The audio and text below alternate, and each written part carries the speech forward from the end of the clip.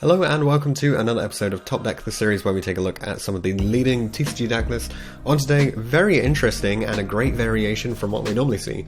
This is a zombie list that took top cut spot at the Stockton regional in the UK, so a very recent regional, 7-round event, and zombies piloted into a top cut spot. So John's brought on this list. We're going to take a quick look at what actually comprises this list in detail. Then we've also got information from him like the rounds that he played, the siding strategy that he used, and some key insights into how the deck actually operates, so stay tuned for those as well. Let's just run through the list first of all. So triple Solitaire, triple Unizombie, double Gozuki, only double Glow Up Bloom, and double Necrowolf Banshee. So it's really important that you get access to your field spell for this version of the deck because you do want your Boulder Drock to resolve. Double Fraulein, this one's pretty nice actually. So this is like your battle manipulation card. Once per battle, if your zombie monster battles an opponent's monster during the damage calculation quick effect, you can pay life points multiples of 100, max 3000. Your battling monster gains that much attack and defense during that damage calc only. At the end of the battle phase, if this card is destroyed by any monster by battle, you can special summon them from the graveyard to your field. So it's pretty nice in that, you know, it gives you some battle disruption and then potentially allows you to build up resources from there. And then of course there's Doom King Boulder Drock. This is the be all and end all to some people for this deck. You know, the fact that you can just set up a board with Boulder Drock and you have a double interrupt and all of your opponent's monsters are going to be under the influence of Zombie World. So very, very tough to out this boss monster. And then there's one Spirit Master, one Mezuki, just the one. That's pretty interesting. Maybe it's more typical of the list, but I haven't been following along with the zombie meta. Let me know in the description, in the comment section, if you would play more than one Mezuki. I'm not really sure about this one actually. Triple Ash Blossom, triple Mothman, triple Ghost Ogre. This one's nice. So Ghost Ogre has a lot of utility in the current meta. So it'll be interesting to see if he actually points that out in the comments that he's given us. One Foolish Burial, 1/1 triple Super Poly, because you can fuse with your own stuff and your opponent's monsters. There's a very nice card in the extra deck for this. Triple Zombie World, triple Rivalry of Warlords to lock your opponent totally out of the game by the fact that you make all their field monsters zombies, so they get kind of screwed over there. And double Shiranui Swallow Slash, which is basically I can't even remember the name of the Blackwing card, but basically you Icarus attack, that's it. So you target your zombie monster, get rid of it, and then you get rid of some other cards in the field. It's quite nice. One Monster Reborn is the 41st card. For the extra deck, start off with double Dragonecro Nether Soul Dragon. So this only requires 2 zombie monsters to be fusion summoned, and it's got massive attack stat, which means that you can put Zombie World on the field and then use your Super Polymerization to turn your opponent's 2 monsters into your giant monster and just attack them for so much. So that's really nice there. One Starving Venom Fusion Dragon. Sometimes you just need to make the fusion without the Zombie World. Then we've got Omega, Red Eye Zombie Necro Dragon, Shiranui Shogun Saga. We've got Baguska, Avenged Savior. This one's pretty interesting to see in this deck actually. Linkaribo, double Vampire Sucker to enable your additional plays and advantage engine basically. Nightmare Unicorn, Deco Talker, Wee Witch, and finally the Boral Sword.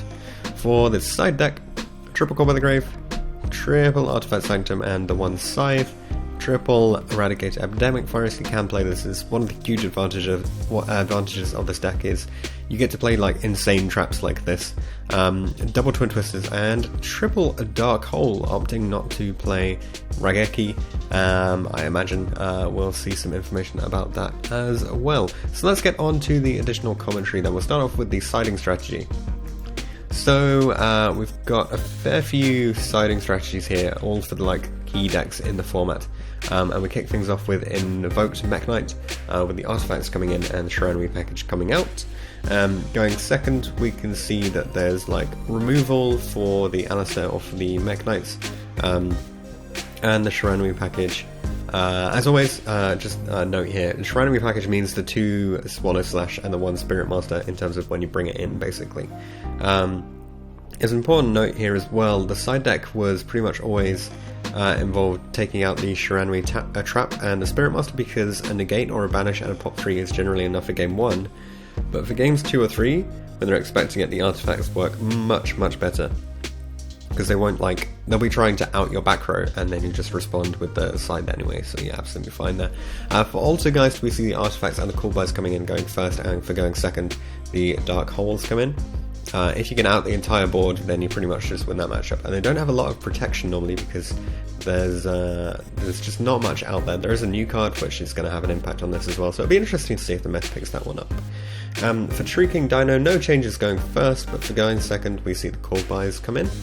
Just pretty impactful if you can hit the Misk there, or if you can stop, because they put quite a lot of resources into the grave, if you can banish those, then you can just stop the on-field effects, which is nice too.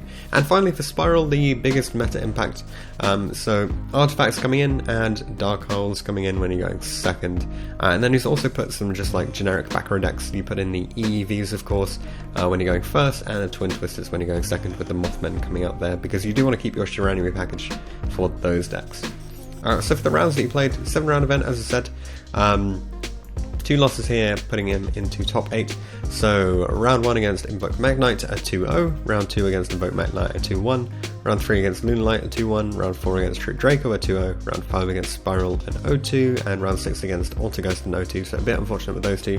But then in the final round, winning out against ABC, 2-0. So taking a top cut spot with zombies, pretty impressive, I gotta say, with this particular format. You know, it's something that we really haven't seen doing anything out of this world, so it's always cool to see when a random list like this can sneak its way into top cut and take home that victory. So this deck is built to go blind first and control, with a typical end board of a zombie world and either rivalry or super poly or border drug or some combination of those. The win condition is basically just locking your opponent out of playing, building up resources, and wearing down your opponent's life points. If you clear their board and attack, then you can use your Sucker to reborn one of their graveyard cards, or just cut off their plays with the rivalry, which is pretty nice. The hardest matchup is generally other control decks, things like Altergeist. They're just too difficult to deal with because a lot of your removal doesn't really work against them too well. And the sort of freer matchups are generally things like Dinosaur. Zombie World turns off their entire deck anyway. As for changes to the list, he would take out the Dark Holes for the evenly matched. The only reason that they were in here was because he couldn't actually find his evenlies on the day, and he wasn't planning on buying a playset just for the one event. Would he play it again in the future? He says yes, Zombies is really a deck that will never die, pardon the pun. There's always support coming out, a random card here or there that will just be decent and bring the deck up a little bit more, like the new Generator monster or the Jacoblan. As for shoutouts, they go to Cam Dooley, Matt Harris, Danny Riley, and all the rest of the Imperial Order boys.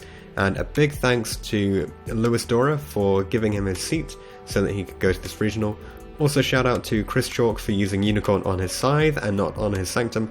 Otherwise it would be him there and not John. So thanks very much for coming on and for sharing your list. Let me know what you guys think about this particular zombie list. Would you play this at a new event, or would you change it up a little bit? Let me know what you think. And remember that you can grab this list right now in the description. Click on the Dueling Book download link. You'll be able to play it right away and get a little bit more insight into all of the cards. Thanks for watching, and I'll see you guys in the next one.